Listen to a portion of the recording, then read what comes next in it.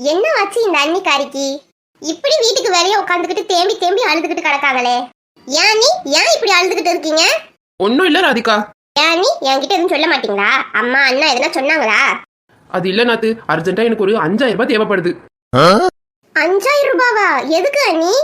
எங்க அண்ணன் ரொம்ப சீரியஸா ஹாஸ்பிட்டல்ல இருக்காருன்னு போன் வந்தது. அவர் கையில கொடுக்க ஒரு 5000 ரூபாய் தேவைப்படுது. ஆனா யார்கிட்ட கேக்குறதுனே தெரியல. ஏனாத்து நீ எதனா காசு வச்சிருக்கியா? ஐயோ அண்ணி, மாச கடைசி 5000 ரூபாய் கேட்டா ஏது அண்ணி? என்கிட்ட ஒரு 200 ரூபாய் இருக்கு, அம்பட்டுதான். யார்கிட்ட கேட்க? ஏன் அண்ணி, அண்ணா கிட்ட கேட்க வேண்டியதானே? அது எப்படி நாத்து கேட்க முடியும்? எங்க அண்ணனுக்கு 5000 ரூபாய் கொடுக்கணும் கொடுங்கன்னிட்டு அது தப்பா இருக்காது? ஏன் நீ எங்க அண்ணன் உங்ககிட்ட வந்து ஏமா இன்னைக்கு இந்த குழம்பு வை, ஏமா ஏன் துணி தோச்சு வை, இவ்வளவு வேலை சொல்றால எதுக்கு? உங்க மேல இருக்க உரிமை இல்ல, நம்ம பொண்டாட்டி நமக்கு செய்வானிட்டு.